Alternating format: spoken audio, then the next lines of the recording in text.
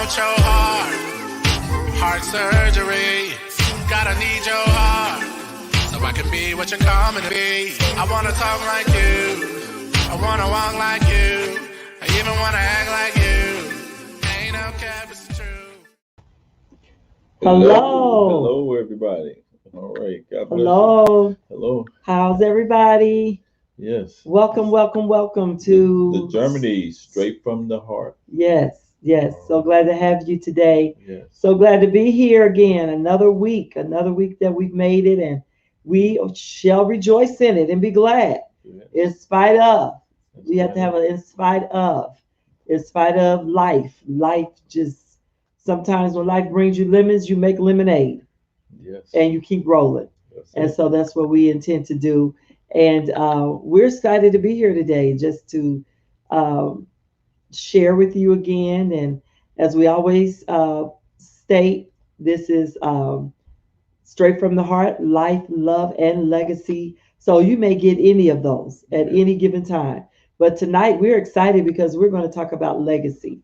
And legacy often derives from something that has been put in place that will later bring an offspring to those connected to you.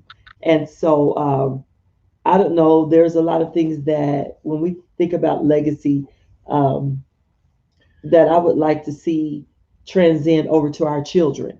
And so a lot of things that we do in life, if we do it just for the moment, then there's not as much of a reward when you think about it. Mm-hmm. But when you do things and you're intentional about what you're doing and you have purpose of why you do what you do, then it makes it even more fulfilling because now you are not just doing stuff to be doing it. You know, a lot of people are just doing things to be doing it. Yeah. You know, they have no logical reason why. It's just, let's just do this for right now. But not planned, spontaneous. But we're going to speak to a gentleman who is leaving a legacy here in Indianapolis for his family and for others. And he's going to share with us some of his entrepreneurship skills and tell us about how this thing came about. And this is none other than Andrew Porter, who is the owner and operator of a tailoring business. Yes. And I think he won the Best Dressed Indie Award or something for Indianapolis Monthly, and he's dressed quite a few notable gentlemen, cosplayers, businessmen, millionaires, and he's it's the first I've ever seen something like this. He has a booth set up on Cricket Creek Golf Course, and he measures people and talks to them and engages them about purchasing suits. That's amazing. That was a new concept for me. I think he was thinking out of the box and really reached out. And I imagine that's been pretty advantageous for him. But nevertheless, we want to bring him on board and talk to him and see, let him share with us what he has. So we're honored to have you today, Andrew, Mr. Andrew, the Suit Man. Yes. The Suit Man. I don't know if I have mixed emotions right about now because I'm still waiting on my suit. You know, I know he caters to the male, but he does everybody. I think we talked about him creating a design for me that I'm still waiting. So maybe after today, he may feel a little more inspired to help a sister. I'm ready for you now. You ready for me? I'm ready for you. Do I have to come to Crooked Creek? No. No, I'll come see you. You'll come and see me? Whatever street Well, you I don't know if we want to do that COVID-19. Yeah. Oh, say it again. He's still selling suits. He's still selling suits, but he has to measure me. Yes. Yes. So, but nevertheless, we're honored to have you today. We happen to also worship together at the same church, and Andrew, I would say that he is probably one of the sharpest dressing men at Kingdom Apostolic Ministries. Oh, yeah. Very well put together, organized. A lot of thought. Oh no. Into well, you know, my husband can put it down too. Yeah. I think he's purchased a couple suits from you as well.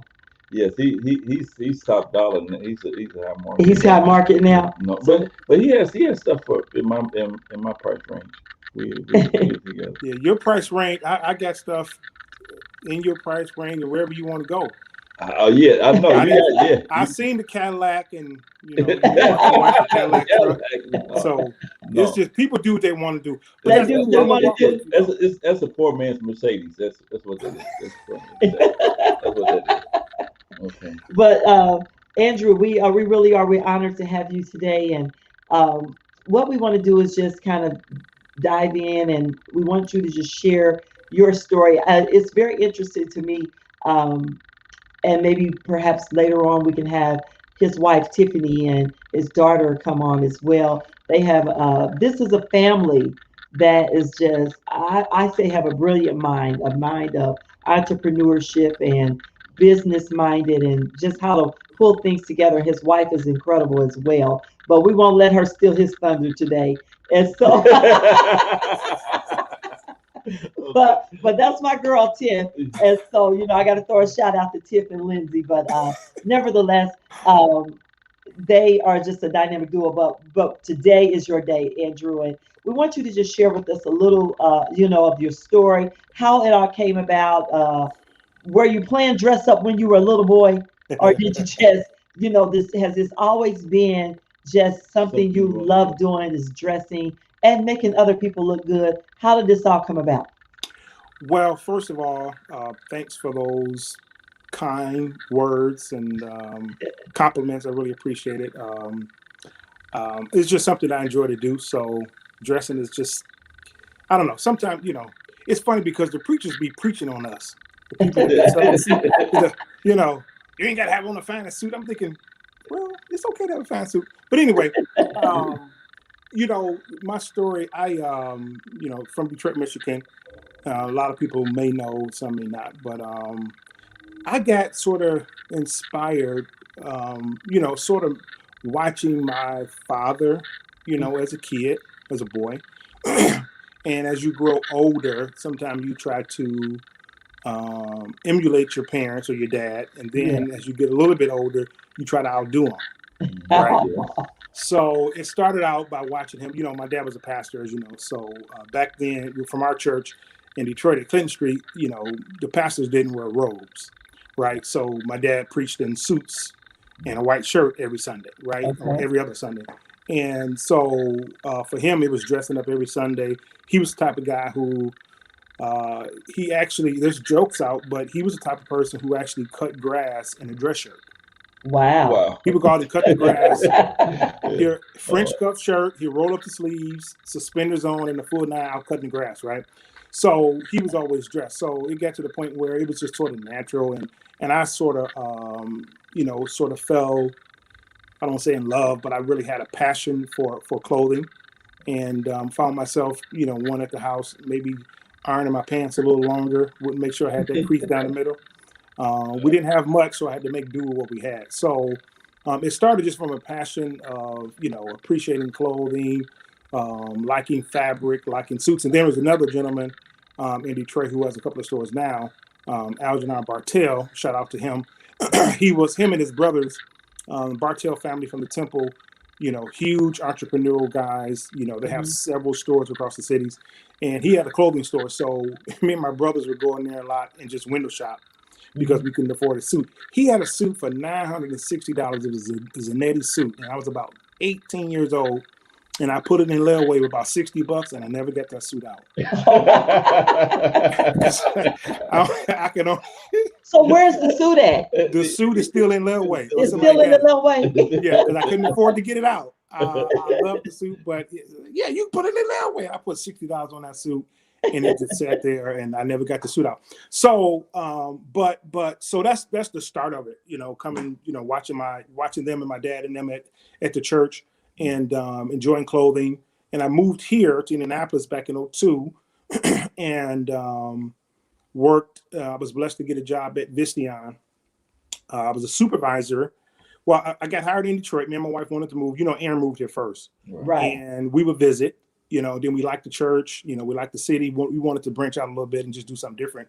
So when I moved here, the company moved us, you know, made the transition very easy. They packed my car, my house, gave us spending money, you know, so things was well when we first got here. And working at the plant as a supervisor, I realized that wasn't, you know, going to be my future. You know, it was just something I didn't like to do. I was very successful at it. But while at the plant, I started selling clothes out of my trunk. Right. Okay. And Kim Colbert, you know, everybody know Kim. Yes. Yeah, right. She found out what I was doing. She introduced me to her friend, Andre Johnson. You remember Andre? Oh, Yes, yeah, yes. Andre Johnson. And Andre, I would say I owed a lot to him. Andre was a blessing to my business. A lot of people don't know that. Okay. In a way that he connected me to a lot of people in the city. He was a sharp dresser Yeah. too. He was very sharp dresser. You know, I met his pastor, Pastor Davis, over at Yes. Sanders Temple. Yes. Did some stuff for him. And Andre turned me on to a lot of movers and shakers. Andre knew everybody in the city. Uh-huh. So we Yeah. became good friends. And he told a lot of people about me. And that also, you know, that helped get my footing in the church arena. And then it just sort of grew from there. But started selling. Now, you guys can stop me if I just ramble. No, you're good. We Okay. want to know your story because there's someone else out here. They're wondering, how do I get started? And I guess I'm so intrigued because he didn't say. I heard you say something. You know, growing up, you didn't have much. You came from a family of. Can you share with us the number that in your family? Well, yeah. So that's the reason why we didn't have nothing, because Well, how many was it? it's 15 of us. 15. It was How many 15, men? 7 boys and 8 girls. Wow. So you Wow. guys probably had to share suits at some point or another. Yeah, oh yeah. It was hand-me-downs. It wasn't sharing. Yeah. Once that person got finished, They outgrew it. Yeah. yeah. They outgrew. You just gave them a new tie. Yeah, That is I mean, if we could afford a tie. So we just had to make do. I remember, I had one suit I wore to church every Sunday I went, Wow. you know. So, so we came up on, appreciating the things that we had. We didn't know, the story. You didn't know you was poor until you got older and realized, that life was a little different for a lot of people. So, but yeah, it was 15 of us. My dad, though, hard worker, taught us how to work. We worked from 13, 14 till of course we were adults. So it wasn't no freebies. Right. You had to go and work for what you could afford.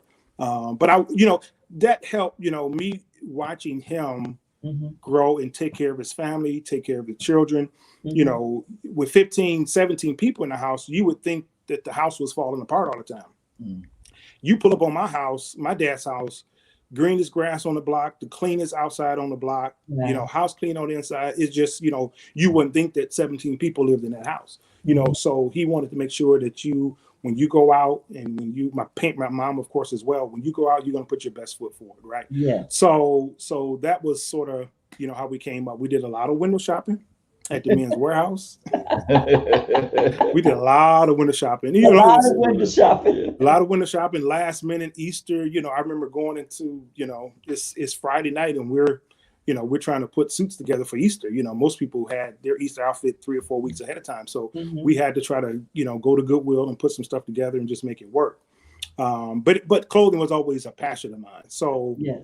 it just sort of grew and evolved from being a child to, reading GQ magazines and learning about fabrics, learning about suits, and learning about the makers and what makes a cheap suit, what makes a better suit. But like you said, should I call you Pat?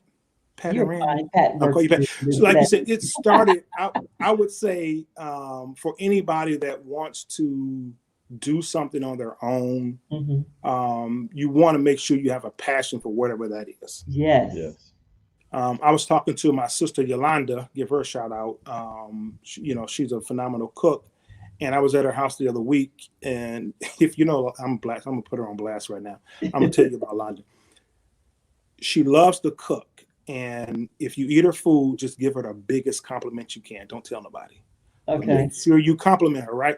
Uh-huh. So I'm saying that to say some people do things and they just want to, they're just happy about doing it. They're passionate about cooking. They want to make sure when you bite into that cake or whatever you're eating, I want you to be happy and I want you you know, and they people, you know, the cook, she almost watching me out the corner of her eye, making sure, and I always be like, ooh, Lonnie, this stuff is so good.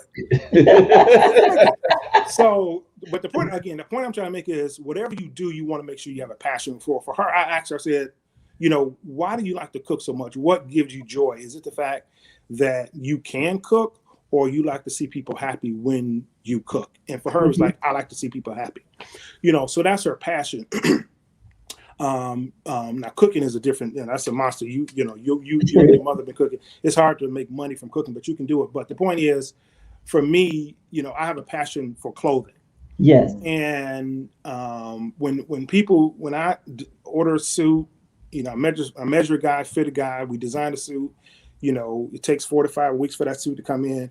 When the suit comes in, I'm tracking the DHL number, the UPS number, I'm tracking it until it gets to my office, because I'm excited about getting this garment that I built.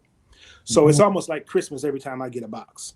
Wow. I'm excited about, you know, what I designed, what the fabric looks like, you know, how does it flow, how does it feel, how do the colors come out, you know, do the buttons really match how I thought they should match, does the lining really stand out, things like that. So it's a passion. You want to make sure that you're passionate about whatever it is you're doing. Exactly. And then the money will come. You shouldn't chase the money. You shouldn't get into any line of work for the money, because you'll do, you know, that money it'll drive you to do things you really shouldn't do. Right. Right. I remember doing I'm sorry, you said something? No. That's what someone was sharing with me. It said that if you provide a service and your service is quality and you give, then the money will come. It said, right. But chasing the money will take you into a different direction. So yeah, it will. And then you know, because things happen, you know, sometimes issues come up even when you do your right measurements and pick out the right fabric. I did a suit for Jim. He passed away, but I'm not gonna call his name. He was a bishop, and I did a suit for him, and he would, how can I say this gingerly? He split his pants. Oh wow. He called me. Is that sunlight too bad? Can you see that sunlight? No, you okay? No, you're fine. Okay. He split his pants. I made the suit for him. He said, Porter? I said, yeah. He said, man, I split my pants. No, he said his pants split. I said, what happened? He said, I bent over and they split. I'm thinking, I said, he called me for a reason. He wasn't calling me to let me know. He was calling to me to complain. So, you know, I could have taken the route of, well, Bishop, you split them. What do you want me to do? But I told him, I said, you know what, Bishop? I said, I apologize. That shouldn't have happened. I said, I'm going to make you a new pair of pants.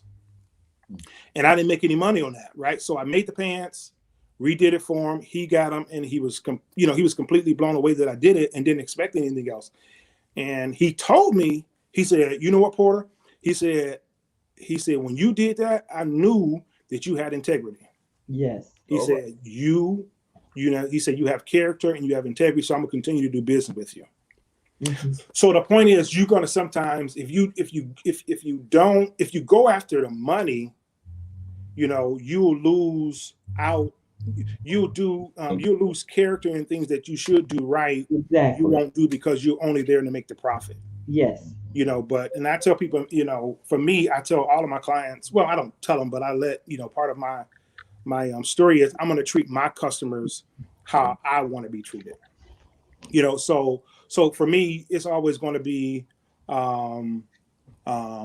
making sure that they're happy, but at the same time, you know, it's a for-profit business. Yeah, because that would have made me happy, and you'd fix my pants, got me another pair of pants, and now I got a suit. That would have made me. I said, oh, well, I got to buy another suit now. You know, I got to support him. I appreciate that you came through and made that work for me. Yeah. So I'm sorry, did I cut you off? No, they're fine.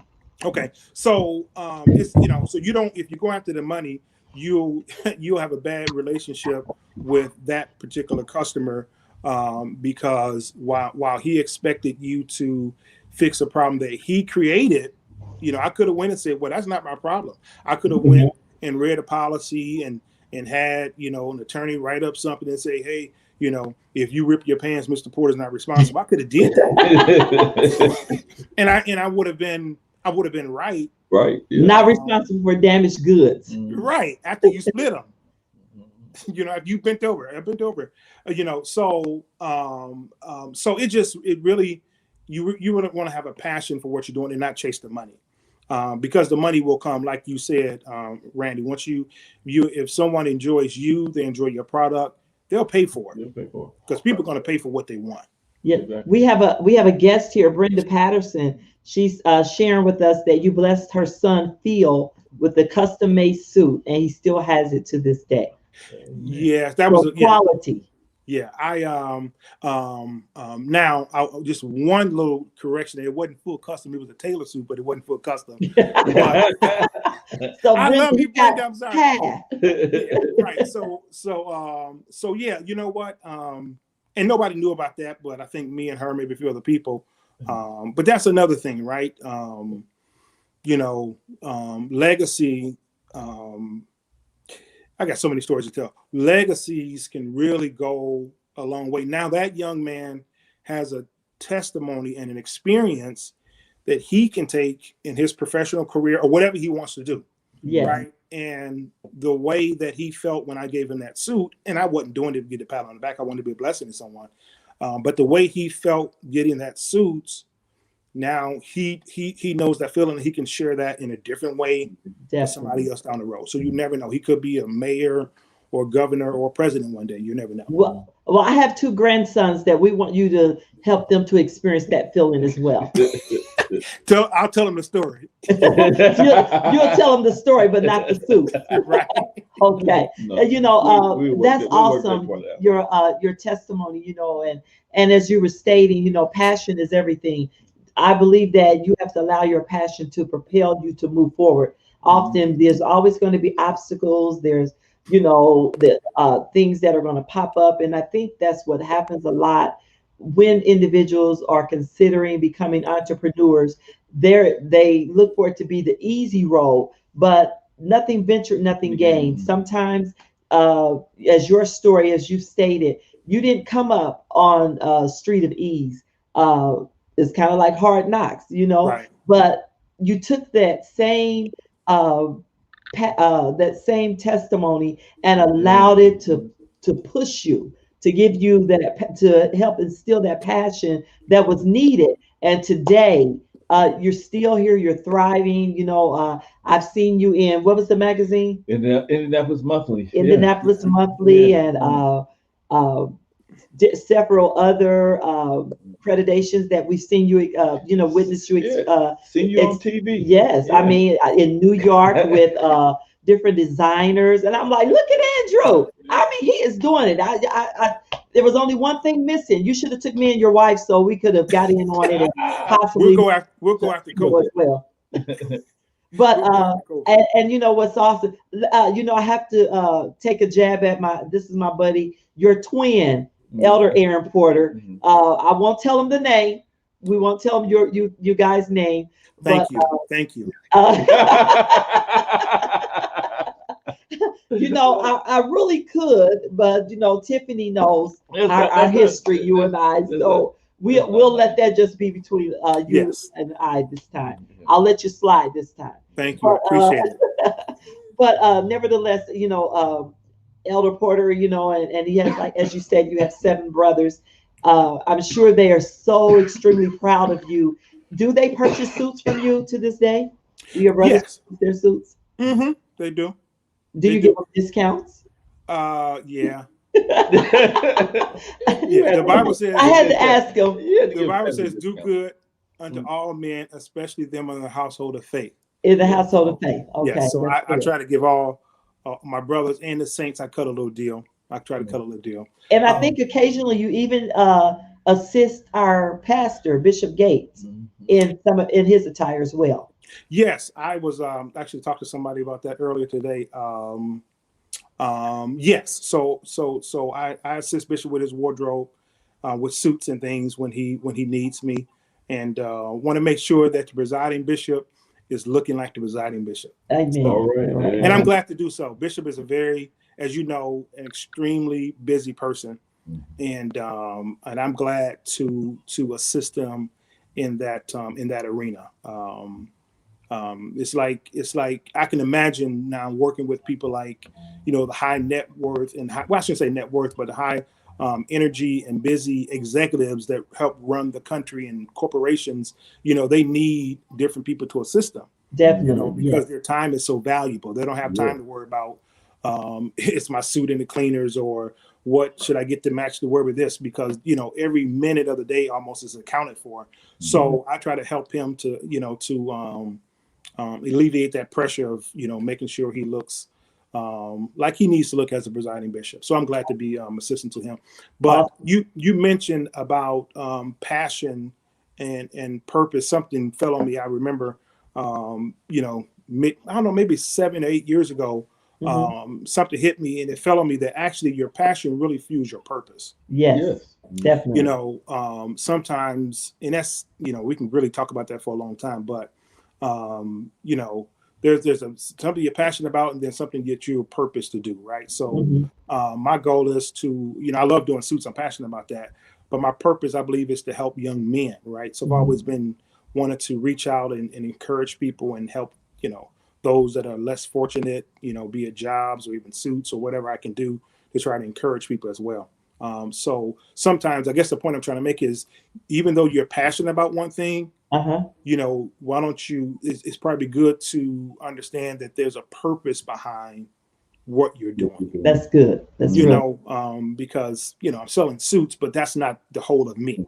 Right. You know what I'm saying? So there's a story behind what I do and what I like to do. Like Sister Brenda, I like to reach out and be a blessing to certain people. And like you mentioned on the golf course, I want to take, I've had young people out there helping me, and my, of course, my son and Keithan and some other guys. I want to take young men out to experience that side of quote unquote executive. Tell us a little bit about the cricket golf course experience. So I've been fortunate, again, like you said, to do suits for a lot of guys in the city, business professionals, and I've done several golf outings.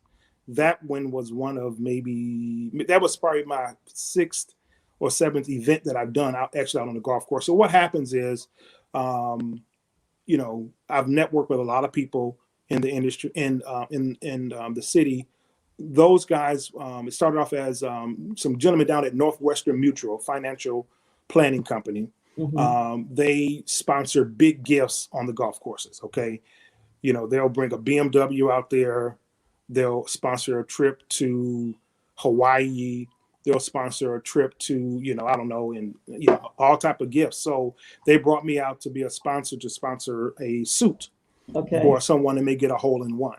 It is usually, and you see me out there, that day is usually about a $1,200 day to set up. Wow. Okay. I have to pay to be there.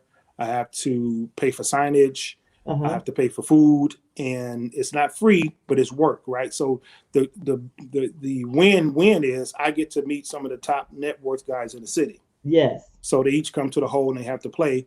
And I have the opportunity to get your name, your email, phone number, then I can follow up with them. So it's a business, of course, it's a business venture. So I'm out there trying to win new clients. So that particular gentleman, he owns Prime 47 downtown, good friend of mine, good customer of mine. And he brought me out to set up on the hole, to market, of course, help support the event, as well as sponsor. It may have been a suit coat at that time.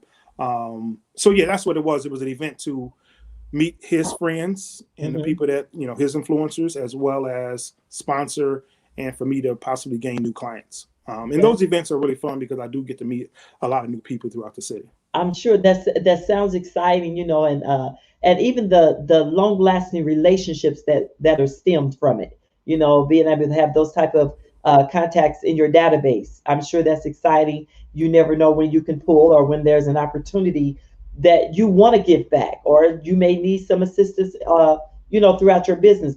Tell us, Andrew, what is the best way to reach you in the event? I know that, we're in a pandemic, and maybe some say, well, churches are closed, but there are a lot of people that are still working, and they still are maintaining, and they have to still take their business trips and so on and so forth. what is a way to reach out to you in the event that someone would like to purchase the suit or have a custom suit made? Well, you can get a hold of me via simple phone, and I can leave my phone number. Can you put it in the chat for us? Am I going to do that, or is I'm going to do it. You do it? Okay. Okay. So my number is 317-448-7681 is one way. Then you can also reach me on you can follow me on Instagram, and I'm trying to find out what that is. It's Andrew T. Porter _ custom clothier. So Andrew T. Porter _ custom clothier is on Instagram. And then let me see what LinkedIn is. I got to do better on my social media content. I need some help with that. Let me see. LinkedIn, I believe, is Andrew Porter. And then Facebook is also Andrew Porter. All right. So those are the Andrew Porter. Yeah. Yeah, Andrew Porter. You can look me up. Andrew Porter, the man, the best dressed man in the city of Indianapolis by way of Detroit, is here with us, and we're so honored today that you took time out. And really, we are so very happy for you. We're very proud to know you. You know, because we're sitting here today, but who knows? We may be watching you from New York live, you know, somewhere later on, or wherever, you know, just traveling and blessing men and helping them to look good and dress for success. And I think I kind of threw that out to you the other day about possibly doing a program, Dress for Success, as well. So, you know, this is the guy that if you got a husband, a son, a brother, a cousin, Andrew Porter is the man that you want to reach out to, because he can help you to look the best good. You that you could ever be. And so again, we want to say thank you. If there are any closing remarks that you would like to share, and we're going to take it away from here. You know what? I think that is it. There's a lot more to the story. We only scratched the surface because there's a lot of information behind the process of clothing. And if you want to bring me back on, we would love for you to. I was going to ask you, would you come back? Okay, you just invited yourself. We got you. Hey, look, that's what I love about him. He has also a way with words. You have to watch him. That's right. I was sitting there talking. I was thinking, like, this is going to sound like I'm inviting myself back. That's right. You sounded like your brother, and he's going to get me for this. I always tell him he's never met a mic he don't like. Yeah. That's all right. And so, no, really, we would love for you to come back, because I really believe that it's, as you stated, it's deeper than the clothing. You know, there's a lot of more components attached to it. And so we do want you to come back and share with us. And so again, we say thank you. Thank you very much. We know it was a short notice, but you came through like a champ. Yes, and and again, we have to bring your wife on next time. That'll be a separate event. Well, she actually gave you a shout out. She said, "Go, husband." Yeah. Thank you, honey. I can't see it. See? I didn't see it, but thank you, baby. You know I love you. We'll be on So Sister Tiffany, she can hold her own, so we may have to bring her by herself. Yeah. But nevertheless, we do appreciate you and how you have allowed God to use you. And we say to you, blessings on top of blessings. God bless you. And we love you so much. And we'll talk to you soon. All right. Thank you. Have a good evening. All right. God bless. Bye-bye. You're welcome. All right. Well, there's another successful. Awesome. Yes. I look forward to hearing starting a business. Yes. It's nothing. It looks easier from the outside to look in. But I'm sure there are a lot of things that are connected to get you where you need to be. So it's a lot of different changes, but you know, I just think it's a good thing when you just launch out and just go ahead and do. Maybe I'll start a business. Are we still live, Virginia? You started a business. We're doing a business. Yeah. We're actually getting ready to pack up because we're leaving the city on Monday, headed to Jamaica. All right. And so we really need your prayers, and we'll probably go live in Jamaica, I'm sure. But we're going to take a little time and get away, and maybe we'll start a business, our own business. Yeah. But nevertheless, God is good. Again, Delphine, Darlene, Sullivan, Cecilia, Brenda, God bless you. As always, you all are awesome. We appreciate you just taking time out of your schedule. We do not take it for granted. but we're so honored. We're so honored. And again, as we always say, if there's a topic that you would like to see take place on Straight from the Heart with the Germanys, please share it with us, put it in our chat line, and we will revisit it and try our best to bring it to you. Yeah. But in the meantime, God bless you. We love you so much. And remember, Straight from the Heart with the Germanys. Love, life, and legacy. God bless. God bless you. God bless you. Gotta want your heart surgery. Gotta need your heart, so I can be what you're coming to be. I wanna talk like you, I wanna walk like you, I even wanna act like you. Ain't no cap, it's a